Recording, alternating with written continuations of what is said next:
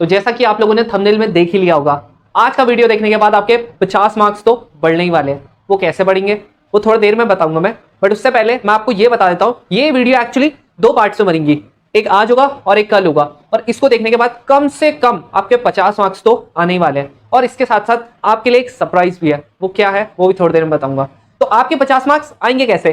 तो हम लोग रिवीजन करेंगे किसका, जो अभी तक मैंने चैप्टर्स पढ़ा दिया ना उसका हम लोग फॉर्मूला रिवीजन करेंगे, जिसके आपको डायरेक्ट क्वेश्चन आ जाते हैं। अगर आप लोगों को सारे फॉर्मूले आते हैं तो मैंने आपको हर एक न्यूमेरिकल कैसे करेंगे वो करने का आपको ट्रिक तो बता ही रखी है। अगर आपको नहीं आती है तो आप उस वीडियो को इस वीडियो को देखने के बाद देख सकते हैं। तो अब हम लोग स्टार्ट करते हैं। सबसे पहला जो हम लोग चैप्टर लेंगे वो है आपका ऑप्टिक्स। ऑप्टिक्स का सबसे पहले करेंगे, उसके बाद हम लोग सीक्वेंसली चलते रहेंगे। 12th की जो सेकंड बुक है वो पूरी कर लेंगे आज हम, और अगर हो सके तो हम लोग ईएम वेव्स का भी करेंगे। आपका सरप्राइज अब मैं आपको दिखा देता हूं। आपका सरप्राइज पता है क्या? मैंने आपके लिए नोट्स भी बना रखे हैं। ये वाली है ना, आप बोलोगे A4 साइज नहीं है, हम पे A4 शीट नहीं है, ये आपके पास सिंपल कॉपी होती है नॉर्मल। इसमें मैंने आपको सारे जितने भी चैप्टर मैं आज कराऊंगा उसके सिर्फ 2 पेज के, और किसी किसी के तो 1-1 पेज का भी है, किसी का आधा पेज का भी है नोट। सोच लो अगर आपने देख लिया होगा, वरना मैं आपको दिखा देता हूं कि कितने कितने क्वेश्चंस आते हैं हर चैप्टर से। तो जैसे देखो, डुअल नेचर का आधा पेज का नोट्स, एटम्स का मतलब 1 पेज से भी कम का नोट्स, न्यूक्लियाई का 1 पेज का नोट्स, सेमीकंडक्टर जिससे 12 से 16 मार्क्स के क्वेश्चन आते हैं उसके 2 पेज के नोट्स, ऑप्टिक्स का 2 पेज के नोट्स, 16 से 32 मार्क्स के क्वेश्चन आते हैं।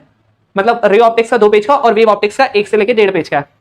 तो अब हम लोग स्टार्ट करते हैं। सबसे पहले हम लोग किसका करेंगे, मैं इसी के हिसाब से आपको पढ़ा रहा हूं ताकि आपको समझने में आसानी हो। मैं साइड में भी बताता रहूंगा, यहां पर आपको दिखा भी दूंगा नोट्स कैसे कैसे करके। सबसे पहले हम लोग मिरर पे जाते हैं। तो मिरर पे हम लोगों को पता था ऐसे करके होता था, ये कौन सा एंगल होता था, ये एंगल आई, ये एंगल आर होता है, ये होता है। अब हम लोगों ने लॉ ऑफ रिफ्लेक्शन में पढ़ा था, क्या पढ़ा था कि angle i equals to angle are.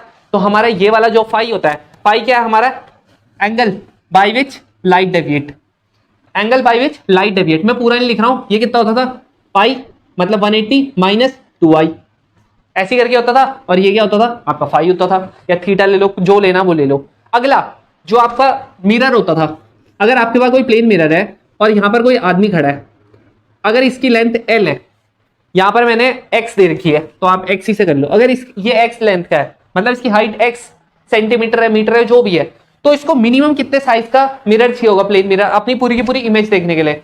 इसको चाहिए होगा अपने हाफ साइज का। कितने साइज का चाहिए होगा? अपने से हाफ साइज का चाहिए होगा, तभी ये क्या कर सकता है, अपनी इमेज पूरी देख सकता है, नहीं तो नहीं देख सकता है।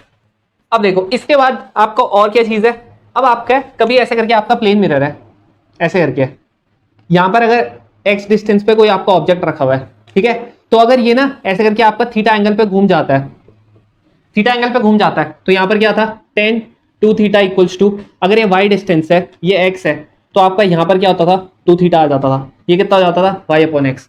और अगर आपका थीटा बहुत छोटा है तो आप क्या ले लेते थे, इसको सिर्फ 2 थीटा ले लेते थे। ये मैंने पूरा नोट्स में लिख रखा है, तो इसलिए आपको उतारने की जरूरत नहीं है, बस आप देखते रहो ताकि आप कंफ्यूज ना हो। जब ये नोट्स देखो, इसको ना जरूर उतारना, ये नहीं कि फोटो खींच ली, इसको जब तक आप अपनी राइटिंग में नहीं लिखोगे ना इसको, तब तक आपको कुछ समझ नहीं आने का। अब बात करते हैं मिरर में। मैं आपको कॉनकेव और कॉन्वेक्स तो मैंने अच्छे से बता रखा है, बस आप उसका फॉर्मूला, जैसे मिरर फॉर्मूला है वो ऐसे लिख देते हैं हम लोग, ये आपका मिरर फॉर्मूला है। अगर इसका मैग्निफिकेशन की बात करें, आई अपॉन ओ तो सबका होता है, लेकिन इसका माइनस वी अपॉन यू होता है मिरर फॉर्मूले का, चाहे कॉनकेव हो चाहे कॉन्वेक्स हो। अब आपको ने ये जो 2 फॉर्मूले हैं, ये भी बहुत ज्यादा इंपॉर्टेंट है। आपको आसान लग रहे होंगे ना, लेकिन आपका जहां पर कोई फॉर्मूला नहीं लगता वहां पर सबसे सिंपल फॉर्मूला लगेगा आपका, ठीक है। जो आपका डायरेक्ट फॉर्मूला लगेगा तो ये वाले इनडायरेक्टली वहां पे लग रहे होंगे। अगर आपको ऐसी एक का एग्जाम्पल देखना है, मैंने आपको जो प्रीवियस वीडियो है वहां पर आपको एक टेलीस्कोप का जो एग्जाम्पल है ना वो बता रखा है, तो आप वहां से देख सकते हो कैसे करके लगा है, वो लेंस फॉर्मूला लगा था वहां पे। अब सबसे इंपॉर्टेंट चीज आपकी ये चीज है, इससे इंपॉर्टेंट कुछ है ही नहीं। सबसे इंपॉर्टेंट चीज है साइन कन्वेंशन। साइन कन्वेंशन से ज्यादा कुछ इंपॉर्टेंट है ही नहीं। तो अगर आपने इसका ध्यान नहीं रखा, आपका ऑप्टिक्स पूरा गलत होने वाला है। अगर आपने इसका ध्यान रखा तब आपका ऑप्टिक्स बिल्कुल सही होगा। समझ में आ गया? आपके 16 से 32 मार्क्स, अगर आपके कितने 20 मार्क्स का आ गया ना, आपके 12 मार्क्स तो डायरेक्ट आ जाएंगे, 12 से 16 मार्क्स। 1-2 क्वेश्चन हल्का फुल्का हर जगह फंस जाता है। अब बाकी का क्या है, आप लोगों को बताया था मैंने, अगर 1 से 2 जाता है, म्यू अगर 1 से 2 जाता है तो आपका 1/2 से 1 इसके बराबर होता है। जैसे एयर टू वाटर है तो 1/वाटर टू एयर होगा। और आपका स्नेल्स लॉ तो आपको मेरे हिसाब से पता ही होगा, वो क्या होता है, sine i by sine r. और क्या होता है आपका, ये होता है velocity of light in first medium upon velocity of light in second medium, बस यही दोनों होता है। और इसको ये तो पता ही होगा, अगर 1 से 2 जा रहा है तो μ2 अपॉन μ1 लिखते हैं, ये भी आपको पता होगा। ये तो आपका हो गया 2 मीडियम का। अगर 3 मीडियम का होता है, सपोज करते हैं वाटर टू ग्लास लिख रखा है, तो आपका क्या होता है mu air to glass upon mu air to water, ये भी आपको पता होगा। अब मैंने आपको एक और बताया था ग्लास स्लैब का, कि ऐसे करके अगर आपका ग्लास स्लैब है, यहां पर से इस लाइट को ऐसे करके जानी चाहिए थी, लेकिन ये ऐसे ही फिर ऐसे करके होगी, तो ये डिस्टेंस कितना होगा, तो ये वाले डिस्टेंस को अगर मैं डी से करता हूं डिनोट, इसकी थिकनेस टी है, तो डी इक्वल्स टू क्या हो जाता था आपका, डी इक्वल्स टू जाता था टी, ये क्योंकि मैंने देखो मैं इसीलिए देख रहा हूं क्योंकि मैंने आपको डायरेक्टली प्रूव करना सिखा रहा है। अगर आपको किसी में भी डाउट होता है किसी भी फॉर्मूले में कि आपको ये कैसे करके आया, आप वीडियोस देखो पुरानी, आपको सब आ जाएगा। अपने कम से कम 10-15 मिनट आप और लगाओ इस पे, आप फॉर्मूला नहीं भूलोगे, ठीक है। ऐसे करके याद करने में शायद किसी फॉर्मूले में प्रॉब्लम हो जाए, बट वैसे करके अगर आप याद करोगे प्रूफ करके, आपको बिल्कुल नहीं होगी। तो ये आपका डी आ गया, जहां पर ये टी क्या आपका, ये ग्लास स्लैब की थिकनेस है। अब और कौन सा फॉर्मूला है, अब आपका आता है रियल डेप्थ और अपीयरेंट डेप्थ का। ऐसे करके मैंने आपको बताया था कि यहां पर तक अगर आपकी अपीयरेंट डेप्थ है, यहां पर पूरी रियल डेप्थ है, तो ये वाले को हम क्या बोल देते थे, एक्स बोल देते थे, है ना, जो बचा हुआ रियल माइनस अपीयरेंट। तो एक्स इक्वल्स टू क्या हो जाता था आपका, एक्स इक्वल्स टू आपका हो जाता था t upon 1 minus 1 upon mu air to water, ऐसे करके हो जाता था। ये आपका क्या है, जो रियल डेप्थ माइनस अपीयरेंट डेप्थ, ठीक है। ये वाली जो डिस्टेंस बची है वो आपका एक्स, टी तो पता ही होगा, वो आपने ये पूरे इसकी जो रियल डेप्थ है ये रही आपकी टी, ठीक है। इतने आपने फॉर्मूले पढ़ लिए। अब और कौन सा था, इसके अलावा आपका एक और फॉर्मूला था, कौन सा, स्फेरिकल सरफेस। स्फेरिकल सरफेस का क्या होता है formula, μ2 upon v minus μ1 upon u equals to μ2 minus μ1 upon r। ये स्फेरिकल सरफेस का था। अब कॉनकेव हो कॉन्वेक्स हो, दोनों का यही लगता था, दोनों का यही लगता था, इसीलिए ये वाला भी बहुत ज्यादा इंपॉर्टेंट फॉर्मूला है। अब इसी फॉर्मूले से हम लोग और किसको डिराइव करते थे, हम लोग इससे लेंस मेकर फॉर्मूला को डिराइव करते थे। वो क्या होता था आपका, वो होता था 1 upon f equals to mu minus 1 upon r1 minus 1 upon r2। अब यहां पर म्यू 2 अपॉन म्यू 1 भी कर सकते हो आप, ठीक है। म्यू 1 to 2 होगा तो म्यू 2 अपॉन म्यू 1। अगर आपका ग्लास से एयर में जाता है तो वो एयर टू ग्लास जाता है तो mu of glass upon mu of air कर सकते हो। ये आपके हो गए इतने सारे फॉर्मूले। अब देखो और कौन सा फॉर्मूला था, सबसे सिंपल फॉर्मूला लेंस फॉर्मूला, तो ये कौन सा होता था, ये वाला, इसमें माइनस लगता था, ठीक है। ये सिंगल लेंस के लिए होता है। अब अगर आपको इसका मैग्निफिकेशन निकालना है, वो तो इमेज अपॉन ऑब्जेक्ट तो होता ही होता है, और कौन सा होता है, वी अपॉन यू। मिरर में आता था आपका माइनस, इसमें माइनस नहीं आता है। और आपका है, इसके बाद आपका होता था वो टोटल इंटरनल रिफ्लेक्शन। अगर ये आपका कौन सा है, रियर मीडियम है, ये आपका है डेंसर मीडियम। अगर कोई भी लाइट जाती है, यहां से कोई भी लाइट जाती है ऐसे करके, ये रिफ्लेक्ट हो जाती है। लेकिन अगर आपने आई एंगल ऐसे करके रख दिया है कि ना ये वाला स्ट्रेट हो जाए, मतलब आपका आर जो है वो 90 हो जाए, आपने आई ऐसे करके सेट किया है, तब क्या होता था आपका, आप लिखते हो म्यू इक्वल्स टू, यहां पर क्या है, डेंसर टू रियर है, mu equals to sine i upon sine r, और साइन आर कितना हो गया, 90 हो गया। ये कितना हो जाएगा, 1 हो जाएगा। तो आपको पता था रियर टू डेंसर कितना हो जाएगा, साइन 1 अपॉन, और इसी एंगल को हम लोग सी से भी करते डिनोट, तो सी। ये आपका क्या आ जाता था, टोटल इंटरनल रिफ्लेक्शन। अगर किसी मीडियम से होगा कि नहीं होगा, अगर म्यू की वैल्यू हम लोग निकालते हैं, अगर इससे ज्यादा हुई म्यू की वैल्यू तो अंदर से ले आएगा, अगर कम हुई तो सीधा हो जाएगा।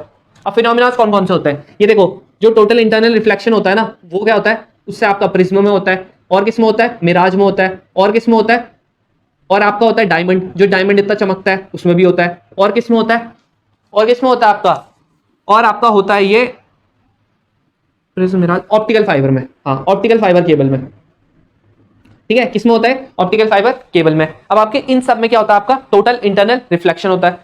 अब इसके बाद और किस में होता है ये, और अब आपका आता है पावर। पावर क्या होती है, सिंपली पता है यार हमको, power equals to 1 upon F. अब 1 अपॉन एफ कब होती है, जब आपका एफ क्या हो, मीटर में हो। लेकिन अगर वहीं आपका एफ अगर सेंटीमीटर में हो जाता है तो आप 100 कर देना, तब ये क्या हो जाएगा, इन सेंटीमीटर। ये बहुत इंपॉर्टेंट फॉर्मूला है, क्योंकि लोगों को पता नहीं होता, यहाँ पर भी वो सेंटीमीटर में रखते हैं और यहाँ पर 100 नहीं रखते हैं, तब उनका हमेशा गलत हो जाता है। फिर वो कहते हैं भाई आंसर सही नहीं आ रहा है। क्यों नहीं आ रहा है सही, क्योंकि आपने फॉर्मूला ही गलत लिखा है मेरे भाई, तो तुम्हारा आंसर आएगा कैसे सही, ठीक है। अब इसके बाद क्या होता है, ये जो पावर होती है ना, ये सिंपली ऐड भी हो जाती है ऐसे करके।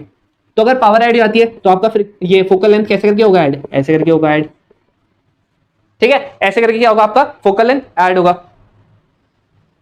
अब आपका लास्ट चीज क्या है इसमें, अगर हमने ऐसे करके काट दिया, ये ऐसे करके, क्या आपके 2 लेंस है, एक को आपने काटा है ऐसे करके, मतलब ये वाला पार्ट क्या किया है, ये वाला पार्ट बचा है हमारा, और दूसरा आपका ये वाला पार्ट बचा है आपका, दूसरा वाला काट के फेंक दिया आपने।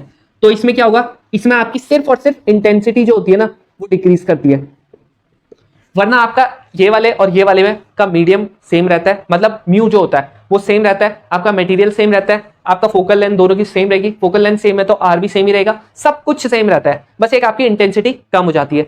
दूसरा वाला केस है यहाँ पर आपकी इंटेंसिटी तो सेम रहती है, म्यू भी सेम रहता है, बस आपका यहाँ पर क्या होता है, अगर यहाँ पर का R1 यहाँ आगे होता है, R1 पीछे होता है ना, तो जो आपका फोकल लेंथ होती है ना F2 की, वो कितनी हो जाती है, ट्वाइस हो जाती है F1 के। अब ये कैसे करके होती है, जो मैंने आई बटन पे वीडियो दिया है आप उसको देख सकते हो, ठीक है। बस इसमें और कुछ नहीं होता चेंज, इसलिए मैंने सिर्फ और सिर्फ वही दिखा रखा है। अब ये होता क्यों है, क्योंकि ये जो R2 होता है ना, ये क्या हो जाता है, इन्फिनिटी हो जाता है। क्यों हो जाता है, क्योंकि ये देखो ये प्लेन बन जाता है, प्लेन सरफेस बन जाता है। प्लेन सरफेस का क्या होता है, आर, वो क्या होता है, इन्फिनिटी होती है, इसीलिए आपका ऐसे करके होता है। अब इसके बाद ये वाले के तो आपके हो गए सारे फॉर्मूले। हाँ, इसमें जितने मैंने ये देखो ये फॉर्मूले मैंने जितने लिखे हैं यहाँ पे आपको दिख रहा होगा, ये सारे के सारे मैंने समझा दिया है। अब इसके बाद आता है आपका प्रिज्म। प्रिज्म आपको पता होगा ऐसे करके होता है, ऐसे करके लाइट जाती है और आपका फिर ऐसे करके हो जाता है। यहाँ पर से ये क्या हो जाता है, ई, ये क्या हो जाता है, आई, यहाँ पर से ये R1, ये R2, और ये जो हो जाता है ये क्या हो जाता है, डेल्टा। तो आपका इससे क्या आता है, i plus e equals to angle A plus angle delta, ऐसे करके होता है डेल्टा। अब ये तो क्या हो गया, जनरल फॉर्मूला हो गया, लेकिन स्पेसिफिकली जब हमारा डेल्टा जो होता है वो सबसे छोटा होता है, ये वाला हमारा सबसे छोटा होता है, तब क्या होता है, तब आपका पता है क्या, जो आपका एंगल आई है ना और एंगल ई है वो क्या हो जाता है, बराबर हो जाते हैं। तो यहाँ पर किससे क्या हो सकता है, 2i हो जाएगा, ये angle A plus delta M. अब ये 2 क्या चले जाएगा, नीचे चले जाएगा, तो आपका जो फॉर्मूला बनेगा ना वो आई इक्वल्स टू क्या बन जाएगा, ये प्लस डेल्टा एम अपॉन 2। अब इसी से ना हमारा एक और आता है, ये होता है ए, जो सबसे टॉप पे है, एंगल ऑफ द प्रिज्म। जो एंगल ऑफ द प्रिज्म होता है ना, ये क्या होता है, R1 प्लस R2। अब जब आपका डेल्टा एम होता है स्मॉलेस्ट एंगल, तो आपका क्या होता है, दोनों बराबर आते हैं, तो आपका जो आर आ जाएगा वो कितना आ जाएगा, वो आपका आ जाएगा एंगल ए अपॉन 2। तो इसको किस पे रख लेना, जो आपने ये वाला एंगल पढ़ते हैं ना, mu equals to sine i by sine r. I की जगह पे ये वाली वैल्यू रख देना, ये वाली, आर की जगह पे ये वाली रख देना, आपका आंसर आ जाएगा, मतलब म्यू की वैल्यू आ जाएगी अगर आपको देखना है। अब एक और केस होता है, जब आपका आई और आर क्या होता है, बहुत छोटा छोटा होता है, तब भी एक आता है आपका एंगल, तब आपकी ये जो होता है ना डेल्टा, इसकी वैल्यू बहुत कम आती है, मतलब इसकी वैल्यू अलग से आती है। वो क्या आती है, जो डेल्टा होता है उसकी वैल्यू आती है एंगल ए म्यू माइनस 1, जब आपका आई एंड आर क्या होता है, स्मॉल होते हैं। अब कैसे करके आना है, अगर आपको देखना है आई बटन पे वीडियो है उसे देख सकते हो, ये ऐसे करके आ जाएगा, ठीक है। कब, जब आपका आई और आर क्या होगा, बहुत छोटा होगा। डेल्टा क्या है, डेविएशन है, ठीक है, ये डेविएशन है, ये रहा, वो क्या था, एंगल ए म्यू माइनस 1। ये आपका क्या आ गया, ये वाला फॉर्मूला आ गया। अब इसके बाद ना और भी होते हैं, लेकिन उससे पहले मैं बोर्ड मिटा देता हूं। अब देखो बाकी के जो फॉर्मूले वो मैंने यहाँ पे लिख दिए हैं। अब इससे पहले ना जो आपका मिनिमम डेविएशन होता है ना, उसमें ग्राफ पता है कैसे करके बनता है, ऐसे करके। अगर आपका ना ये डेल्टा है और ये आई है ना, तो मिनिमम डेविएशन ना कुछ ऐसे करके बनता है, इसका ग्राफ थोड़ा दूर पे बनता है, ऐसे करके यहाँ पर जो पॉइंट होता है यही आपका क्या होता है, मिनिमम डेविएशन होता है। तो वहीं पे आपका क्या होता है, जो मैंने बताया ना कि delta M plus angle A upon 2 किसके बराबर होता है, आई के बराबर, और आर किसके बराबर होता है, एंगल ए अपॉन 2 के। बाकी का जो होता है ना, अभी वाला फॉर्मूला पढ़ा था ना, delta equals to A mu minus 1, ऐसे करके। ये आपका ना अगर 2 लाइट है, ये तो एक लाइट का हो गया, लेकिन अगर 2 लाइट है तब क्या होता है, इसका 2 अलग अलग होंगे, तो उनका जो डिफरेंस होता है ना उसी को हम कहते हैं एंगुलर डिस्पर्शन। क्या बोलते हैं, एंगुलर डिस्पर्शन। तो वो उसका क्या होता है, इसका भी कितना होगा, ए म्यू वी माइनस 1, और इसका क्या होगा, ए म्यू ए आर माइनस 1। तो जब हम लोग इसमें कॉमन लेंगे ना ए, तो आपका 1 से 1 कट जाएगा, ठीक है, और आपका ये बच जाएगा। तो इसका फॉर्मूला ऐसे करके होता है, और समझना है वीडियो देख सकते हो। अब आती है प्राइमरी रेनबो की। रेनबो क्या होता है, 2 टाइप के बनते हैं। कौन कौन से, प्राइमरी रेनबो और सेकेंडरी रेनबो। जो प्राइमरी रेनबो होता है उसमें आपका एंगल कितने का बनता है, उसमें आपका 2 डिग्री का एंगल बनता है। क्यों, क्योंकि उसमें टोटल इंटरनल रिफ्लेक्शन कितनी होती है, एक ही होती है। बाकी जो सेकेंडरी होता है उसमें कितने बनते हैं, 3 का एंगल बनता है। अब उसमें कितने टोटल इंटरनल रिफ्लेक्शन होता है, 2 होता है, ठीक है। अब ये आप बोलोगे ये 2 डिग्री 3 डिग्री किसके बीच में बनता है, जो आपके रेड कलर और वायलेट कलर होता है ना, इन दोनों के बीच में बनता है। क्योंकि आपको ना विबग्योर तो सुना ही होगा, ये आपने विबग्योर तो सुना ही होगा मेरे हिसाब से।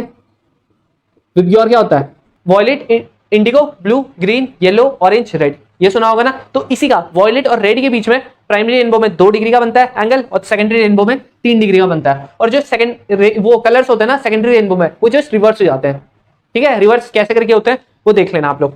म्यू जो होता है, म्यू एक्चुअली में हम पता है कैसे निकालते हैं, हम लोग वेवलेंथ से निकालते हैं। हर एक कलर जो होता है ना उसकी अलग अलग वेवलेंथ होती है, इसीलिए अगर आपका सेम प्रिज्म है ना भले, लेकिन वो हर एक कलर के लिए ना अलग अलग उसका क्या होगी, म्यू की वैल्यू होगी। क्यों होगी, क्योंकि उनका लैम्डा क्या होता है, अलग अलग होता है। अब ये होता है कॉचीज फॉर्मूला होता है ये इससे आपका म्यू निकल जाता है कैसे, a plus B upon lambda का square plus C upon lambda की पावर 4। अभी तक ये पूछा नहीं गया है, फिर भी देख लो एक बार। तो इससे हम क्या निकाल लेते हैं, म्यू निकाल लेते हैं। अब देखो अगर आपका म्यू ज्यादा होगा इसका मतलब लैम्डा की वैल्यू क्या होनी पड़ेगी, कम होनी पड़ेगी। अब म्यू जो होता है ना वो वॉयलेट के लिए ज्यादा होता है और रेड के लिए कम होता है, तो इसीलिए आपका जो लैम्डा की वैल्यू होती है ना वो वॉयलेट के लिए कम होती है और लैम्डा आर के लिए क्या होती है, ज्यादा होती है। इसीलिए लैम्डा क्या होता है, वेवलेंथ अगर ज्यादा लंबी है आपकी तो वो ज्यादा दूर तक ट्रैवल कर पाएगी। इसीलिए हम लोग जो दूर दूर टावर्स देखते हैं उसमें क्या होती है, रेड कलर की लाइट लगी हुई होती है, या फिर आप ताकि क्या हो सके जो ऊपर से जो भी चीज आ रही है, जैसे सपोज करो जो फ्लाइट है एयरपोर्ट्स में आप क्या देखोगे, रेड लाइट होगी ताकि दूरी से दिख जाए, वो जो पायलट है ना उसको दिख जाए कि यहाँ पर है एयरपोर्ट रात को भी, ठीक है। तो इसीलिए क्या होता है रेड कलर का लाइट लगाते हैं वहां पर हम लोग। बाकी ये होती है डिस्पर्सिव पावर, क्या होती है ओमेगा से करते डिनोट। ये आपका जो एंगुलर डिस्पर्जन था ना थीटा अपॉन डेल्टा, डेल्टा क्या होता है ये बता रखा है। जब आप इसका रेशियो निकालोगे एंगल ए से एंगल ए कट जाएगा, बाकी का बचा हुआ यहाँ आ जाएगा। इसके भी अभी तक आ नहीं रखे, चांसेस बहुत हाई है आ जाएंगे। डिस्पर्जन विदाउट डेविएशन, इसका डायरेक्ट एंगल बन जाता है, डायरेक्ट क्वेश्चन बन जाता है। ये एक्चुअली में है क्या पता, जब आप दो प्रिज्म को ऐसे करके रखते हो ना, एक को ऐसे एक को ऐसे, एक का एंगल ए है एक का एंगल ए डैश है, तो ए अपॉन ए डैश किसके बराबर जाता है, माइनस, यहाँ पर एक माइनस भी, यहाँ minus mu dash minus 1 upon mu minus 1। इसके बाद आ जाता है आपका ऑप्टिकल इंस्ट्रूमेंट्स। ऑप्टिकल इंस्ट्रूमेंट्स क्या क्या होता है, एक आपका माइक्रोस्कोप होता है, एक टेलीस्कोप होता है। माइक्रोस्कोप का क्या होता है, ऐसे करके बनता है। ये जो आगे का ऑब्जेक्टिव लेंस होता है ये क्या बनता है आपका, ये आपका बनता है छोटा, बाकी का जो पीछे का बनता है आईपीस वो बनता है बड़ा। अब इसमें से कैसे करके जाती है, ऐसे करके जाती है, ऐसे करके यहां पर मिल जाएंगी, एक ऐसे करके जाएगी एक ऐसे करके जाएगी और बाद में ये आगे आगे आईपीस से ये ऑब्जेक्टिव लेंस है, पहली क्या बन जाएगी, इमेज बन जाएगी। अब जो इसका मैग्निफिकेशन पावर का फॉर्मूला होता है वो क्या होता है, V not upon U not into, not मतलब ऑब्जेक्टिव लेंस के लिए, डी अपॉन यूई। अब डी अपॉन यूई का मतलब इसकी क्या, आईपीस की क्या है, जो इमेज की डिस्टेंस होगी, अब ये सॉरी ऑब्जेक्ट की डिस्टेंस होगी, ये रहा इसका ऑब्जेक्ट, ठीक है।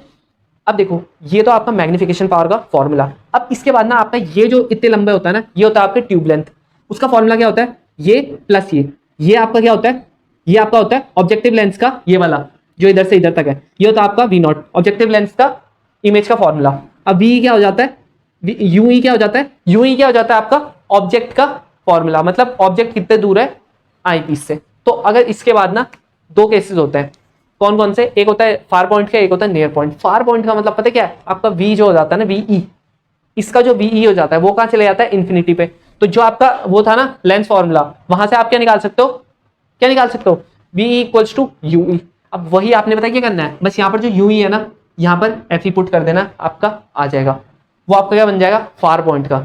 इसी को हम लोग फार पॉइंट को नॉर्मल एडजस्टमेंट भी कहते हैं। क्या कहते हैं, नॉर्मल एडजस्टमेंट।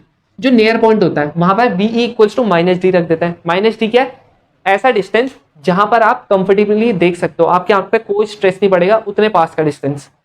तो अगर आप वही फॉर्मूला सेम फॉर्मूले लेंस फॉर्मूले में आप ये रखोगे तो आपकी यूई की वैल्यू ये आ जाएगी। आप क्या करो, यूई की वैल्यू पे ये वाली पूरी वैल्यू रख दो, आपका जो फाइनली आएगा वो आपका क्या हो जाएगा, नियर पॉइंट के लिए मैग्निफिकेशन पावर हो जाएगी। सेम यही दोनों चीज ना हम लोग इसमें भी रखते हैं, किसमें, टेलीस्कोप में। लेकिन यार टेलीस्कोप का पहले आप डायग्राम देख लो, इसमें जो आगे का होता है ऑब्जेक्टिव लेंस होता है वो बहुत बड़ा रखता है। क्यों, क्योंकि जो आपकी दूर की ऑब्जेक्ट होती है ना उससे लाइट ही बहुत कम आ रही होती है। अब यहां पर देखो ऐसे करके आती है, ऐसे करके यहां पर से जाएगी ऐसे करके, और बाद में ये इसके आगे ही बनती है इमेज। ये जो आपका ऑब्जेक्टिव लेंस है ना इससे आगे ही बनती है आपकी क्या, फाइनल इमेज। अब यहां पर क्या, ये किससे बनी होगी, ऑब्जेक्टिव लेंस से ये वाली इमेज बनी होगी। तो आपका जो एफ नॉट है, एफ नॉट क्या है, ये वाली का फोकल लेंथ, यूई क्या है, इसका इमेज की डिस्टेंस, मतलब ऑब्जेक्ट की डिस्टेंस जो इसके लिए ऑब्जेक्ट है वो ये रहा। तो इसका जो ट्यूब लेंथ होती है वो कितनी होती है, एफ नॉट प्लस यूई, ठीक है। अब इसमें भी दो केसेस होते हैं, far point, near point. Far point क्या होता है, जब आप एफ की जगह पे, यहाँ पर था ना यूई की जगह पे एफ रख दोगे, आपका फार पॉइंट का आ गया, नॉर्मल एडजस्टमेंट भी बोलते हैं इसको। नियर पॉइंट का क्या होगा, सेम यही चीज होगा, बस आपका क्या होगा, वी जो होगा उसकी जगह पे ये जब माइनस डी रखेंगे तो आपका ये फाइनली आ जाएगा। आप इसकी यूई की जगह पे क्या रख दो, ये पूरी वैल्यू रख दो, आपका आंसर आ जाएगा। अब बाकी के जो है ना वो बहुत सिंपल है, तो मैं उसका जरा साइड में आपको फोटो दिखाता हूँ और उसके बाद मैं सिर्फ पढ़ के बताता हूँ क्या क्या उसमें। अब आपका देखो जो वेव ऑप्टिक्स है उसमें सबसे पहले मैंने देखो ऊपर से क्या बता रखा है कि पॉइंट ऑब्जेक्ट से कैसे निकलती है वेव फ्रंट, कैसे स्फेरिक वो निकलती है स्फेरिकल। अब स्फेरिकल कैसे, ये देखो आपका स्फेरिकल ऐसे करके डॉट होता है, ऐसे करके निकलती है, तो यहां पर से क्या हो जाएगा, ये बन गई स्फेरिकल, ये पॉइंट से निकल रही है। अब लाइन वाला है, लाइन से ऐसे करके निकलेगी तो यहां से क्या निकल जाएगा, सिलेंड्रिकल। अब बाकी आपका जो है जो प्लेन होती है, प्लेन वेव फ्रंट किससे निकलती है, जब आपकी इंफिनिटी से आ रही होती है कोई भी रे, ठीक है। अब आपका क्या होता है, कॉन्वर्जिंग कैसा होता है, ये पॉइंट है ऐसे करके कॉन्वर्जिंग होता है, तो कॉन्वर्जिंग में कैसे करके निकलेगी, ऐसे करके। अब अगर डाइवर्जिंग की करता हूँ बात, डाइवर्जिंग में मतलब एक ऐसे करके पॉइंट है, यहाँ से ऐसे दूर को जा रही है, तो डाइवर्जिंग में कैसे करके हो जाएगी, बाहर को चली जाएगी। ठीक है, ये आपकी डाइवर्जिंग होगी है। सेम यही चीज अब आपका क्या है, अगला चीज है वो क्या आपका सुपरपोजिशन। सुपरपोजिशन में क्या होती है, दो वेव्स है ऐसे ऐसे करके, वो क्या हो रही है, साथ में मिल रही है, उसी को हम क्या कहते हैं, क्या कहते हैं इसको हम लोग, इंटरफेरेंस कहते हैं। जब दो वेव मिल जाती है और फाइनली एक तीसरी वेव निकलती है और वो कुछ पैटर्न बनाती है, उसी को हम क्या कहते हैं, इंटरफेरेंस पैटर्न बोलते हैं। अब यहाँ पर दो चीजें होती है, अगर आपकी जिनका फेज डिफरेंस क्या हो, सेम हो या कांस्टेंट हो, वो मिलती है, तो आपका क्या होगा, क्या होगा वहां पे कंस्ट्रक्टिव बनेगा। मतलब अगर दोनों ऐसे करके चल रही है ऐसे ऐसे करके, तब आपका कंस्ट्रक्टिव बनेगा, लेकिन जब दोनों जस्ट ऑपोजिट चल रही है तब क्या बनेगा, डिस्ट्रक्टिव बनेगा। अब उसका फॉर्मूला क्या होता है, कंस्ट्रक्टिव का अगर आपको पार्ट डिफरेंस निकालना है वो कितना होता है, एन लैम्डा। उसका फेज डिफरेंस निकालना है कितना होता है, 2n पाई, n की वैल्यू 1 2 3 4 5 6 कुछ भी रख सकते हैं। डिस्ट्रक्टिव का क्या होता है, डेल्टा एक्स। डेल्टा एक्स का क्या होता है, 2n-1 लैम्डा बाई 2। अब लैम्डा बाई 2 क्यों होती है वो मैंने देखो यहाँ पर दिखा रखा है, लैम्डा की वैल्यू वगैरह सब कुछ दिखा रखा है यहाँ पे। अब फाई क्या होता है, 2n-1 पाई, n की वैल्यू क्या हो सकती है, 1 2 3 4 जो भी रखना है वो रख सकते हो। अब देखो बाकी का मैंने यहाँ पे लिख दिया है। यहाँ पर देखो अब फेज डिफरेंस अगर आपको निकालना है, फेज डिफरेंस हम फाई से करते हैं डिनोट। अभी तक मैंने आपको कंस्ट्रक्टिव और डिस्ट्रक्टिव का बता दिया कितना है, होता है, लेकिन हम निकालेंगे कैसे, अगर हमारे पास पार्ट डिफरेंस है तो 2 pi upon lambda into path difference. अब पार्ट डिफरेंस क्या होता है आपका, lambda 2 lambda 3 lambda 3 upon 2 lambda, ऐसे करके कुछ भी हो सकता है आपका पार्ट डिफरेंस। ये वाला एक बहुत इंपॉर्टेंट फॉर्मूला, बहुत सारे क्वेश्चन इसी से हो जाते हैं।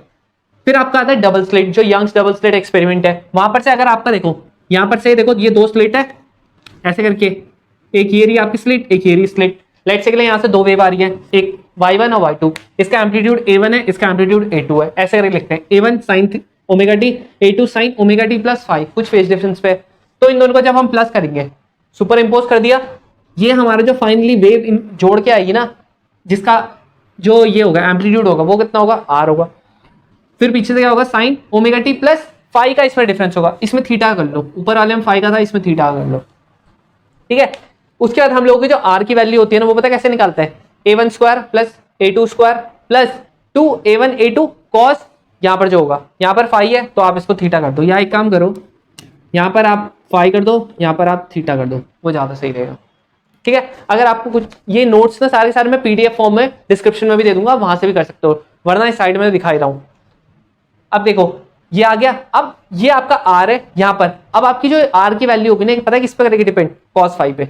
अगर कॉस फाई की वैल्यू 1 तो क्या होगा, आपके मैक्सिमम इंटेंसिटी हो जाएगी या मैक्सिमम आर हो जाएगा। अब उससे पहले आप इंटेंसिटी देख लो, इंटेंसिटी क्या होती है, directly proportional to A square होती है, directly proportional to A square है। तो यहाँ पर क्या लिख सकते हैं हम, i1 plus i2 plus 2 under root i1 i2। अब इसकी अगर कॉस की वैल्यू, कॉस फाई की वैल्यू अगर +1 हो जाती है तो देखो a प्लस बी का होल स्क्वायर बन जाएगा। तो इसका मतलब यहाँ पर क्या हो जाएगी आपकी मैक्सिमम इंटेंसिटी। अगर आपको समझ नहीं आ रहा है, नोट्स देखो, नोट्स मतलब ये जो मैंने आपको दे रखा है ये देखो, अगर ये भी नहीं आ रहा समझ, अब वीडियो देख लो।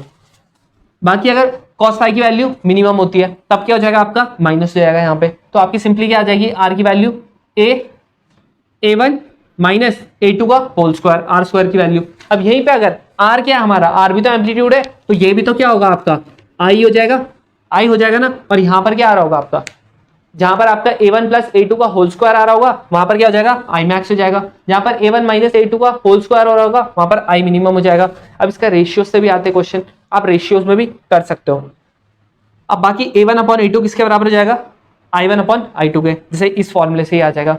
अब जो आपका ये होता है ना डबल स्लिट का, इसमें ना जो इंटेंसिटी आती है वो आपकी ना ऐसे करके आती है, कांस्टेंट इंटेंसिटी आती है, मतलब कम ज्यादा नहीं होती है, सब में सेम इंटेंसिटी होगी। यहाँ पर देखो सबसे बीच में क्या बनेगी, ब्राइट फ्रिंज बनेगी, फिर डार्क, फिर ब्राइट, ऐसे करके नीचे भी पहले सेंट्रल ब्राइट फ्रिंज थी, फिर डार्क, फिर ब्राइट, फिर नीचे का बनता रहेगा dark bright dark bright dark bright, ऐसे करके बनेगा।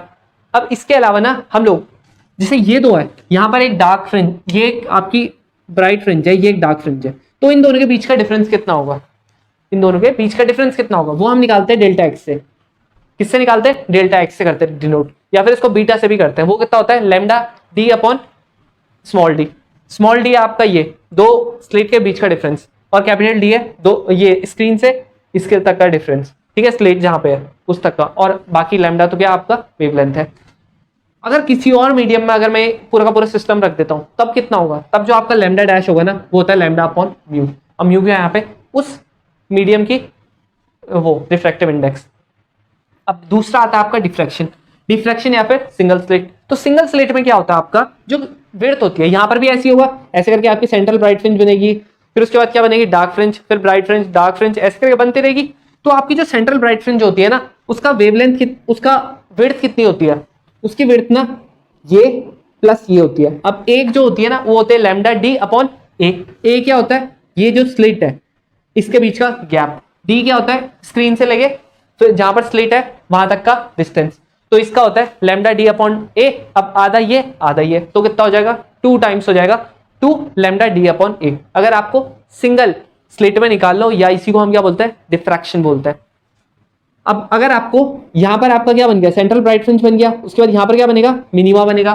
तो फर्स्ट मिनिमा की जो होती है क्या एंगुलर विड्थ वो कितना होता है लैम्डा अपॉन ए। ए बता दिया मैंने क्या होता है। वहीं पे अगर आपको फर्स्ट बाकी किसी की भी विड्थ निकालनी हो तो उसकी क्या होती है लैम्डा डी अपॉन ए। ये किसमें होता है सिंगल वाले में। डबल वाले में यही चीज कितनी होती थी आपकी ये lambda D upon small D. अब यहां पर जो सेंट्रल ब्राइट फ्रिंज है उसकी भी ऐसी निकलेगी, लेकिन यहां पर क्या होती है सेंट्रल ब्राइट फ्रिंज की 2 टाइम्स हो जाती है। बस ये इसमें बहुत बड़ा फर्क है। और बाकी इसमें इंटेंसिटी कम होती रहती है, जैसे जैसे दूर जाता रहेगा इंटेंसिटी कम। ये देखो ऐसे करके बनता है इसका ग्राफ, सबसे बीच में सबसे ज्यादा, फिर कम कम कम कम कम कम कम होती रहेगी। अब वहीं अगर मैं इसके बाद फिर से आपका क्या बनेगा एक इस डार्क के बाद एक ब्राइट फ्रिंज बनेगी, तो उसकी इंटेंसिटी या उसका एंगुलर विड्थ कैसे करके निकालू, उसका फॉर्मूला होता है theta equals to 2n-1 lambda upon 2a। ठीक है, अब ये मैंने बता भी रखा है आपको, अच्छे से प्रूव भी करा रखा है, ये वीडियो में करा रखा है, आप देख सकते हो उसको। अब ये सब चीजें हो गई और यहीं पे एक और चीज होती है कि ना अगर आपको इंटेंसिटी का एक और फॉर्मूला होता है, वो क्या होता है I equals to 4I0। I0 क्या है maximum intensity cos square phi by 2। ठीक है, फाई क्या होता है इसमें फेज डिफरेंस। ठीक है, क्या होता है फाई फेज डिफरेंस होता है। अब ये तो हो गया, लेकिन इसके अलावा ना एक और टॉपिक था इसमें, बल्कि उससे पहले आप ये देख लो, ये नोट्स दिख रहे हैं इसमें, आप देखो इसमें आपको एक रिजॉल्विंग पावर भी दिख रही होगी। रिजॉल्विंग पावर क्या होती है 1 upon limit of resolution. Limit of resolution क्या होता है स्मॉलेस्ट डिस्टेंस या स्मॉलेस्ट सेपरेशन बिटवीन 2 ऑब्जेक्ट्स। जो 2 ऑब्जेक्ट्स होते हैं उनके बीच का सबसे छोटा डिस्टेंस या सबसे छोटा सेपरेशन, उसी को हम क्या कहते हैं क्या लिमिट ऑफ रेजोल्यूशन। तो आपका अगर लिमिट ऑफ रेजोल्यूशन पता है माइक्रोस्कोप का क्या होता है, जैसे 1.22 lambda upon 2 mu sine theta, वो किसके बराबर होती है 1 अपॉन रेजोल्यूशन पावर के, क्योंकि रेजोल्यूशन पावर क्या होता है 1 अपॉन लिमिट ऑफ रेजोल्यूशन के। वैसे करके आपका टेलीस्कोप का भी होता है theta equals to 1.22 lambda upon D. D क्या होता है डायमीटर ऑफ ऑब्जेक्टिव लेंस। अब जो आपका साइन थीटा है माइक्रोस्कोप में वो क्या होता है ऑब्जेक्टिव लेंस और ऑब्जेक्ट के बीच का डिस्टेंस। ठीक है, ऐसे करके ऐसे ये है। अब यहां पर आप अगर आपका ऑब्जेक्ट है तो इसके बीच का जो एंगल होता है वो क्या होता है थीटा होता है। तो हम लोग यहाँ पर थीटा तो बढ़ा नहीं सकते हैं, तो अगर हमको क्या बढ़ाना है, अगर हमको मैग्नेट ये रेजोल्यूशन पावर बढ़ा दी है तो हमको क्या बढ़ाना पड़ेगा म्यू बढ़ाना पड़ेगा। वो कैसे बढ़ेगा जब हम लोग मीडियम चेंज कर देंगे। तो ऐसे करके होगा। अगर आपका अब आता है फ्रेशनल डिस्टेंस। फ्रेशनल डिस्टेंस क्या होती है ऐसी डिस्टेंस जहां तक आपका कोई भी लाइट रे ऑप्टिक्स को फॉलो करता है, बस उसी को बोलते हैं हम लोग फ्रेशनल डिस्टेंस। इसका फॉर्मूला क्या होता है ए स्क्वायर अपॉन लैम्डा। ए स्क्वायर क्या होती है जैसे स्लिट होती है ना, ये स्लिट है, स्लिट के बीच का जो गैप होता है ना वैसे ही उसमें भी ए जो होती है वो स्लिट के बीच का गैप होता है, जैसे साइड में दिखा रखा है ये। ठीक है, अब देखो एक और चीज होती है ये डॉपलर्स इफेक्ट। डॉपलर्स इफेक्ट क्या होता है तभी आपको ना चेंज इन फ्रीक्वेंसी निकालना हो किसी और मीडियम में, जैसे ये एयर है यहां से आपको किसी और मीडियम में सपोज करो वाटर में निकालना है, तो चेंज इन फ्रीक्वेंसी, ये फ्रीक्वेंसी का क्या होता है v, मतलब speed of light in water upon speed of light in vacuum into ये फ्रीक्वेंसी। ठीक है, और ये प्लस माइनस का हो जाता है। वहीं अगर सेम वेवलेंथ का भी होता है v अपॉन सी लैम्डा। अब यहीं पे ना 2 चीजें और आ जाती है, एक आती है रेड शिफ्ट, एक होता है ब्लू शिफ्ट। क्या क्या होता है रेड शिफ्ट, जब बिना आपकी कोई भी लाइट सोर्स दूर जाए वो क्या होता है रेड शिफ्ट। जैसा अगर हमको कुछ भी चीज दूर से देखनी है तो हमको रेड कलर का सबसे अच्छा दिखता है, वो वही चीज समझ लो। जब भी दूर जाती है लाइट सोर्स रेड शिफ्ट, जब भी पास आती है लाइट सोर्स तो क्या होता है ब्लू शिफ्ट। बस ये दोनों चीजें। अब जो आपका अगला है ना, अगला तो आधे पेज का नोट है, क्या है वो डुअल नेचर जो है ना आपका, उसमें आपको सिर्फ और सिर्फ कितने गिने हुए फॉर्मूले करने हैं याद। कौन सा पहला तो आप लोगों को आता ही होगा E equals to H nu. H nu आता है, न्यू की क्या होती है C बाय लैम्डा। अब जो आपका अगला फॉर्मूला है जो आपका आइंस्टाइन वाला है, इक्वेशन बताई थी ना उसने, E equals to phi, phi क्या होता है work function plus kinetic energy. अब काइनेटिक एनर्जी की बहुत सारी वैल्यूज होती है, एक तो हाफ mv स्क्वायर हमको पता है, और एक अगर हम स्टॉपिंग वोल्टेज की करें बात तो वो क्या होता है E वी नॉट। अब वी नॉट क्या आपकी स्टॉपिंग वोल्टेज है, तो इस फॉर्म में भी लिख सकते हैं हम लोग। और जो आपका ये न्यू नॉट है, न्यू नॉट मतलब थ्रेशोल्ड वेवलेंथ, ये आपको पता होगी। और अगर लैम्डा नॉट करते हैं तो क्या हो जाती है थ्रेशोल्ड क्या फ्रीक्वेंसी, सॉरी थ्रेशोल्ड वेवलेंथ। अब लैम्डा टी भी लिखते हैं, उसका मतलब भी थ्रेशोल्ड ही है, तो अगला ऐसे भी लिख सकते हैं हम लोग, ये देखो इस टाइप में लिख सकते हैं। अब आप देखो एक चीज आपको यहाँ पे बहुत ध्यान से सुननी है, वो क्या है, दो फोटोन ना जिनकी वर्क फंक्शन कम हो, जिनकी एनर्जी कम हो, वो ना मिल के ना एक सिंगल इलेक्ट्रॉन को इजेक्ट नहीं कर सकते। समझ में आ गया, सिंगल इलेक्ट्रॉन, चाहे आप 5 फोटोन भी ला दो जिनका वर्क फंक्शन कम है, किससे, इलेक्ट्रॉन के वर्क फंक्शन से, तो तब भी वो क्या नहीं कर सकते, इलेक्ट्रॉन को इजेक्ट नहीं कर सकते। ठीक है, तो आपको ये बहुत इंपॉर्टेंट पॉइंट है, आपको ये ध्यान रखना है। अब बाकी आपका डी ब्रॉगली है, डी ब्रॉगली क्या बोलता है, lambda equals to H upon P, P क्या होता है, वो होता है आपका मोमेंटम, तो एच अपॉन एम वी भी लिख सकते हैं। अब इसी को हम लोग काइनेटिक एनर्जी की फॉर्म में भी लिख सकते हैं, वो क्या है, lambda equals to H under root 1/2 M kinetic energy. अब काइनेटिक एनर्जी पे अभी मैंने आपको बताया था क्या लिख सकते हो, E into V not, V not क्या होती है स्टॉपिंग वोल्टेज, तो यही चीज है। अब एक और फॉर्मूला आता है आपका यहीं पर से जो डी ब्रॉगली है, lambda equals to 1.27 upon under root V angstrom. लेकिन ये ना सिर्फ आप तभी लगाओगे जब आपको बोलेगा कि इलेक्ट्रॉन का लैम्डा निकालो, क्या निकालो, इलेक्ट्रॉन का लैम्डा। अगर वहां पे आपका इलेक्ट्रॉन नहीं लिखा है तो आप ये वाला फॉर्मूला लिखाओगे ना, बिल्कुल गलत हो जाएगा। मैंने यहां पर तभी इसको क्या कर दिया, हाईलाइट भी कर दिया है कि ये इलेक्ट्रॉन के लिए ही है, अगर इलेक्ट्रॉन नहीं फॉर्मूला नहीं, इलेक्ट्रॉन है तो फॉर्मूला है। यहां पे आपको ध्यान में रखना, अगर इलेक्ट्रॉन नहीं प्रोटॉन दिया है तब आप H अपॉन एम से निकालो, नहीं तो काइनेटिक एनर्जी का फॉर्मूला है वहां से निकालो। ध्यान से रखना ये वाली बात, आप अलग से लिख दो, बाकी और किसी में नहीं होगा। अब देखो एटम्स वाला जो चैप्टर है उसमें देखो सबसे पहले तो आपको ये पता ही होगा, बोहर के दो पोस्टुलेट दिए थे उसने, एक्चुअली 3 दिए थे बट 2 तो मेन थे। कौन कौन सा, एक ये mv square upon r equals to k z dot e upon r square. अब ये बहुत इंपॉर्टेंट है। और दूसरा mvr जो एंगुलर वेलोसिटी होती है, वो क्या होती है, सॉरी एंगुलर मोमेंटम जो होता है वो क्या होता है, एन एच अपॉन 2 पाई का क्या होगा मल्टीपल होगा। ठीक है, एच अपॉन 2 पाई का मल्टीपल होगा। एन की वैल्यू क्या हो सकती है यहाँ पे 1 2 3 4 ये। अब इन दोनों फॉर्मुलेस को मिला के ना हम लोग बहुत सारी चीजें निकालते हैं। कैसे निकालते हैं वो आपको वीडियो में देखनी पड़ेगी, वो मैं यहाँ पर नहीं बताऊंगा। वो अब उससे आप लोग रेडियस निकाल सकते हो, वेलोसिटी निकाल सकते हो, एंगुलर वेलोसिटी निकाल सकते हो, frequency, current, B magnetic field, और आप बहुत सारी चीजें निकाल सकते हो। ठीक है, टाइम पीरियड वगैरह सब कुछ निकाल सकते हो। तो इन दोनों फॉर्मुले से ये जो फॉर्मुलेज हैं जो मैंने यहाँ साइड में लिखे हुए, इसको याद करने की गलती मत करना, याद मत करना बिल्कुल भी, कि आप सिंपली निकाल लेना, वहां पे आपका याद करने में आपको भूल कंफ्यूजन हो सकती है, इसीलिए मत करना याद। अब आपका जो तीसरा था वो क्या था, ई फाइनल माइनस ई इनिशियल, मतलब जो फाइनल एनर्जी होगी किसी भी इलेक्ट्रॉन की माइनस इनिशियल एनर्जी, ये किसके बराबर हो जाती है, H upon H into new के बराबर। अब न्यू को क्या लिख सकते हैं, सी अपॉन लैम्डा भी लिख सकते हैं, तो पता ही होगा। तो हम लोग ने इलेक्ट्रॉन का मास, ये जो आपका ये मैंने बोला ना फर्स्ट 2 पोस्टुलेट से, इससे भी आपकी एनर्जी की कुछ वैल्यू आती है। अब जो एनर्जी की वैल्यू आएगी ना, वहां पर क्या होता है, मास भी होता है, वहां पे आपका क्या होता है, इलेक्ट्रॉन का चार्ज भी होता है, मतलब चार्ज होता है। तो हम लोगों ने जब सब कुछ इलेक्ट्रॉन का रख दिया, सब कुछ इलेक्ट्रॉन का रख दिया, तब हमको जो एनर्जी मिली है वो कितनी थी, -13.6 upon M square eV electron volt में। ये सिर्फ और सिर्फ ये वाली एनर्जी जो होगी वो किसके लिए होगी, इलेक्ट्रॉन के लिए। अगर आपको प्रोटॉन बोल देता है तब आपको अगर एनर्जी फाइंड करनी है किससे करोगे, ऊपर वाले से, EF minus EI equals to H nu. बहुत इंपॉर्टेंट पॉइंट है, याद रखना, क्वेश्चन गलत और सही में यही पॉइंट होगा जो फर्क करेगा। अगला, अगर आपको इसी से जो मैंने फॉर्मूला बताया था, इसी से आपकी पोटेंशियल एनर्जी भी आ जाती है। वैसे आपको पोटेंशियल एनर्जी पता भी होगी, जो हम लोग इलेक्ट्रोस्टैटिक्स में पढ़ते हैं, क्या होती है, K ZE into E upon R, लेकिन माइनस का होता है। वही काइनेटिक एनर्जी अगर आप निकालोगे ना इसी से, वो होती है माइनस का नहीं होता, प्लस का होता है, half K ZE into E upon R. जब आप इन दोनों को प्लस करोगे तब आपका क्या आता है, माइनस का half K ZE E upon are, इसके बराबर आता है। सब लिख रखा है इस पे, आप देख सकते हो। अगला जो आपका बाल्मर पास्चन, अब वो किससे होता है, वो आपकी जो लाइन स्पेक्ट्रा है ना हाइड्रोजन का, उसका जो फॉर्मूला है कि EI माइनस EI, हाँ EI माइनस EF किसके बराबर होता है, 1 अपॉन लैम्डा के। 1 upon lambda equals to R, Rydberg constant value भी दे रखी है यहाँ पे, 1 अपॉन n स्क्वायर f, मतलब NF जो फाइनल जहां पर पहुंची होगी, जिस ऑर्बिट में पहुंची होगी ना, वो वाले का नंबर माइनस इनिशियली उसका नंबर क्या था, उसका स्क्वायर। ध्यान में रखना है फॉर्मूला। इसमें क्या होता है, लाइमन सीरीज, बाल्मर, पास्चन, इन सब का मैंने NF लिख दिया, मतलब फाइनली ये कहां तक आ सकती है, मैक्सिमम। अब जो आपको ये ध्यान में रखना है कि लाइमन सीरीज क्या होती है, यूवी रेज होती है, बाल्मर तो विजिबल होती है, बाकी सब क्या होती है, इंफ्रारेड होती है। लॉन्गेस्ट वेवलेंथ हम कैसे निकालते हैं, जब आपने NF-1, जैसे आपकी NF लाइमन सीरीज के लिए कितनी है, 1 है।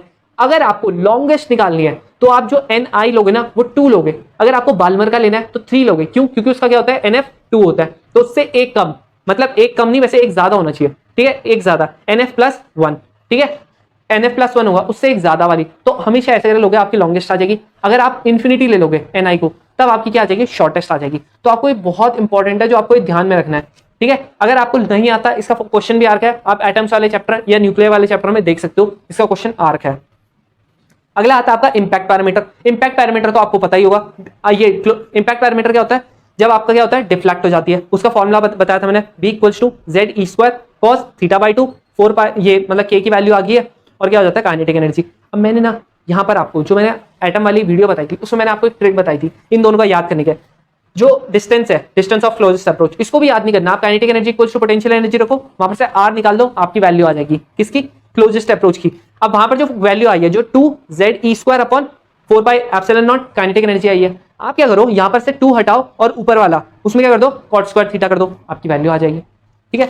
वैसे ही आपका क्या है, यहाँ पर न्यूक्लियाई का भी है, न्यूक्लियाई का साइज ऑफ न्यूक्लियस निकालना है, कितना होता है, R = R0 A 1/3। A क्या है इसमें, मास नंबर जो होता है वो है इसमें, R0 की वैल्यू क्या होती है, ये होती है।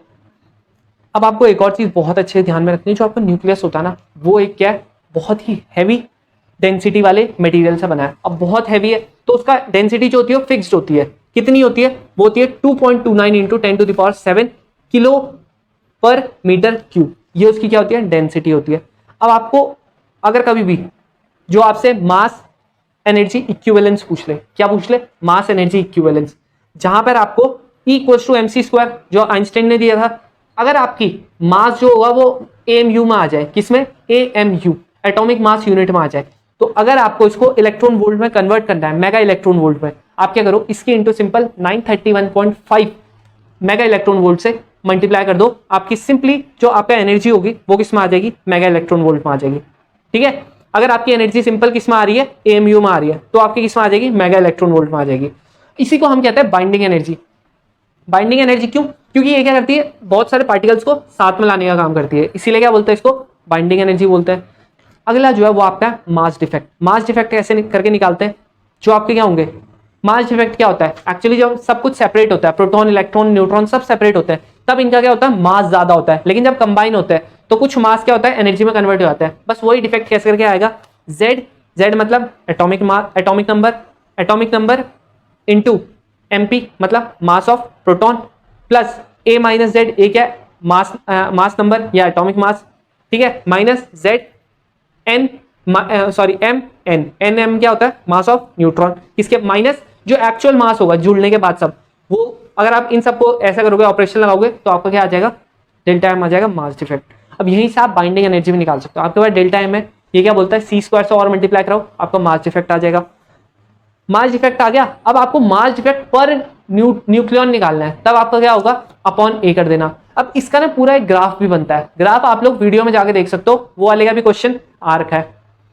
अगला जो आपका अल्फा रेज है, अल्फा रेज क्या होता है, हाइड्रोजन के कंपैरेबल होता है। अगर आप किसी भी एटम है उससे आप क्या करो, अल्फा रे हटाओगे ना, आपका एक हीलियम एटम निकल जाएगा, इसीलिए आपका जो एटॉमिक नंबर होता है वो 4- होता है, और जो आपका एटॉमिक मास होता है, सॉरी जो एटॉमिक मास होता है वो 4- होता है, और एटॉमिक नंबर 2- होता है। वहीं बीटा में क्या होता है, एक इलेक्ट्रॉन निकल जाता है, तो एक इलेक्ट्रॉन निकल जाता है, तो आपका क्या होता है, Z जो होता है उसमें +1 हो जाता है, और आपका एटॉमिक नंबर क्या होता है, सेम रहता है।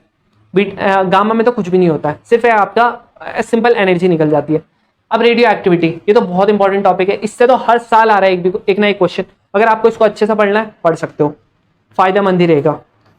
रेडियो एक्टिविटी क्या आपका, ΔN/T, ठीक है, ΔN/T किसके बराबर हो जाता है, लैम्डा इंटू N के बराबर। लैम्डा क्या है, डिके कांस्टेंट, आपका N क्या है, नंबर ऑफ न्यूक्लियस या फिर एटम्स। अब आपको इसको जब आप पूरा सॉल्व करोगे ना, आपका एक आ जाता है N0, initial number of nucleus कितने थे, अपॉन जो फाइनली नंबर ऑफ न्यूक्लियस कितने हैं वो N, इक्वल्स टू किसके बराबर होता है, E λ/T के बराबर जाता है। लैम्डा क्या आपका डिके कांस्टेंट, ये बताता क्या है कि आपकी प्रोसेस क्या होगी, फास्ट होगी या धीरे होगी, ये बताता है। T क्या आपका कोई भी टाइम है। अब यहीं पे ना आपका एक हाफ लाइफ का भी आ जाता है। हाफ लाइफ क्या होता है, अगर आप ना यहाँ पर जो N है ना, N जो आपका ऊपर वाला फॉर्मूला है log N0/N है, यहाँ पर अगर आपने ना N की जगह पे N0/2 कर दिया, मतलब जस्ट हाफ जब आपका इलेक्ट्रॉन्स हुए, तो उसी टाइम को हम क्या कहते हैं, हाफ लाइफ कहते हैं। अब आपके क्या हो जाएंगे, सॉरी इलेक्ट्रॉन्स नहीं, न्यूक्लियस हो जाते हैं। तो हाफ लाइफ का फिर जो लैम्डा आता है ना, इसका एक अलग से फॉर्मूला आता है, वो कितना आता है 0.693 अपॉन टी। टी क्या आपका हाफ लाइफ है। यहीं पर से आपका हाफ लाइफ का एक और फॉर्मूला भी होता है, वो क्या होता है n अपॉन एन नॉट का, जो वो किससे कंपेयर करेंगे हम लोग 1/2 की पावर n से। जो आपकी n की वैल्यू आएगी वो क्या होती है नंबर ऑफ हाफ लाइफ। अब नंबर ऑफ हाफ लाइफ किसके बराबर होती है पता, किसी भी time t upon capital T. T क्या है कोई भी टाइम, और कैपिटल टी क्या है आपका हाफ लाइफ। तो इसीलिए आप अगर इस फॉर्मूले से, ये जो दो फॉर्मूले हैं इनको आपको साथ में यूज करना पड़ेगा, तभी आपका ये आएगा। अब आपका जो नंबर ऑफ न्यूक्लियस और टाइम के बीच में देखो कम होता रहता है, नंबर ऑफ न्यूक्लियस टाइम के साथ कम होते रहते हैं। अब जो आपका एवरेज लाइफ है उसका क्या होता है formula, tau equals to 1 upon lambda. ये सारे फॉर्मूले अगर आपने पढ़ लिए ना, आपको याद हो गए, देखना क्वेश्चंस कैसे करके बन जाते हैं। बाकी ये सेमीकंडक्टर है, सेमीकंडक्टर ना आपका ये थोड़ा सा क्या है, इसमें आपको पढ़ना पड़ेगा। फॉरवर्ड बाइस का देखो ऐसे करके होता है, रिवर्स बाइस का भी होता है। यहाँ पर देखो 10 वोल्ट है, 0 वोल्ट है फॉरवर्ड बाइस, P से पॉजिटिव जुड़ेगा, N से नेगेटिव जुड़ेगा, ये इसका ग्राफ है। नी वोल्टेज बोलते हैं यहाँ पे ब्रेकडाउन वोल्टेज बोलते हैं। रेक्टिफायर है, रेक्टिफायर क्या करता है AC से DC में करता है कन्वर्ट, रेक्टिफायर का डायग्राम है आपका। देखो ये जो डॉट डॉट वाली लाइन है ना हाफ वेव रेक्टिफायर में, डॉट डॉट मतलब है कि अगर आप ऊपर से करते हो तब तो आपका जो स्ट्रेट लाइन वाली है, मतलब जिसमें अच्छी अच्छी लाइनें बनी है, ये क्या आपका ऐसे करके बनेगा। अगर आप डॉट डॉट वाली मतलब पहला ही अगर आप वेव क्या करते हो नीचे से करते हो स्टार्ट, तब आपका पहला जो वेव होगा हाफ लाइफ में वो क्या छूट जाएगा, खाली छूट जाएगा, और बाकी दूसरे से होगा स्टार्ट, फिर तीसरा खाली, चौथे से होगा स्टार्ट। डॉट डॉट वाली वो दिखाती है। अब जो आपका फुल वेव है उसमें तो क्या है कहीं से भी करो आप स्टार्ट, सब में रिजल्ट देगा। ठीक है। अब आपका जेनेट डायोड, जेनेट डायोड क्या होता है रिवर्स बाइस में करता है काम। इसका डायग्राम देख लेना कैसे करके बनता है। ये क्या करती है ब्रेकडाउन वोल्टेज पे करती है काम, वोल्टेज रेगुलेटर की तरह करती है काम, और ये कांस्टेंट वोल्टेज भी प्रोवाइड करती है। अब कांस्टेंट वोल्टेज प्रोवाइड करनी है इसने, तो इसमें हम लोग क्या लगाते हैं रेजिस्टेंस लगाते हैं। कौन सा रेजिस्टेंस लगाते हैं, ये RS जो इसका डायग्राम दिख रहा है, इसमें RS जो है ना वो ये आपका क्या है रेजिस्टेंस लगा रखा है, ताकि हम लोगों की क्या वोल्टेज जो फ्लक्चुएट होती है ना वो हम लोग कंट्रोल कर सके और हम लोग कांस्टेंट वोल्टेज प्रोवाइड कर सके। अगला जो है ऑप्टिकल, अब ये रिवर्स बाइस पे करती है काम। जैसे आपका जो रेक्टिफायर है वो कौन से बाइस पे करता है काम, फॉरवर्ड बाइस पे। ये डायरेक्ट क्वेश्चन भी पूछ सकते हैं। Optical opto electric device, opto electric device क्या होते हैं, दो होते हैं, फोटो डायोड और आपका LED। फोटो डायोड किस पे करता है काम, रिवर्स बाइस पे करता है। फोटो डायोड ऐसे करता क्या है, ये आपका कन्वर्ट करता है लाइट एनर्जी को इलेक्ट्रिकल एनर्जी में। वहीं आपके जो LED है वो उल्टा काम करती है, इलेक्ट्रिकल एनर्जी को लाइट एनर्जी में करती है। अब जो आपकी LED है ना वो कितना तेज चमकेगी हमको पता कैसे लगेगा, इंटेंसिटी का पता कैसे लगेगा, ये आपका पता लगेगा कि मैग्नीट्यूड क्या है आपका फॉरवर्ड बाइस का। जितना आप फॉरवर्ड करंट दोगे ना उतना ज्यादा आपकी क्या होगी इंटेंसिटी होगी, और जितना आपकी लाइट की वेवलेंथ ज्यादा होगी, मतलब फॉरवर्ड एंड एनर्जी गैप की वेवलेंथ जितनी ज्यादा होगी, एनर्जी गैप जितना ज्यादा होगा उतना आपका क्या होगा, कम क्या होगा, लाइट जलेगी। ठीक है, क्योंकि उतने कम इलेक्ट्रॉन आपके पास हो पाएंगे। यहीं पे फिर आपका जंक्शन ट्रांजिस्टर आ जाता है। जंक्शन ट्रांजिस्टर में 3 चीजें होती है, एमीटर, बेस और कलेक्टर। अब डेंसिटी डोप कैसे होते हैं, emitter heavily dope, size moderate, ये तीनों में लिख रखा है मैंने। आपका ये देखो इनपुट करंट क्या होता है आपका, इनपुट कैरेक्टरिस्टिक्स, ये क्या आपका characteristics of transistor in common ammeter. Common ammeter का कैसे करके होता है, ऐसे करके होता है। अब मैंने यहाँ पे आपके सारे फॉर्मूले लिख रखे हैं, आप इस सारे फॉर्मूले पढ़ोगे, नहीं आ रहा है आप वीडियोस देख लो, आपके सारे क्वेश्चन हो जाएंगे। बाकी आपका क्या है, ये लॉजिक गेट्स भी बता रखे हैं, लॉजिक गेट्स का भी ऐसे करके है। और आपका जो EM वेव्स है, EM वेव्स में क्या आपका, इसमें तो सिर्फ आपके 2 फॉर्मुलेज है। एक तो आपको क्या याद रखना है सबसे ज्यादा, अगर आपकी x डायरेक्शन में क्या जा रही है, इलेक्ट्रिक फील्ड जा रही है, y डायरेक्शन में आपकी क्या जा रही है, मैग्नेटिक फील्ड जा रही है, तो z डायरेक्शन में क्या जाएगी आपकी पूरी वेव जाएगी। अब वहीं पे आपकी एक इक्वेशन होती है, जैसे E equals to E0 sin 2 pi x upon lambda plus t upon capital T। तो यहाँ पर जो x है ये क्या बताता है आपका डायरेक्शन ऑफ प्रोपगेशन, मतलब किस डायरेक्शन में वेव जा रही है।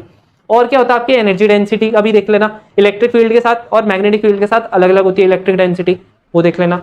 इंटेंसिटी का फॉर्मूला भी दे रखा है, energy upon area into time. और आपका मोमेंटम दे रखा है, मोमेंटम ऑफ EM वेव्स, वो क्या होता है P equals to energy upon speed.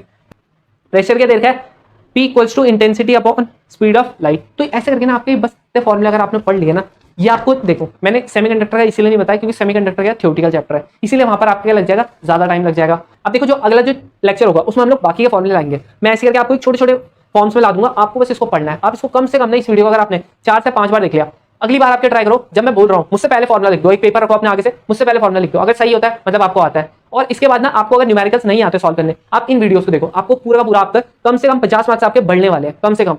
तो मिलते हैं कल की वीडियो में, तब तक के लिए आप इस प्लेलिस्ट से अपने मार्क्स और ज्यादा मैक्सिमाइज करो।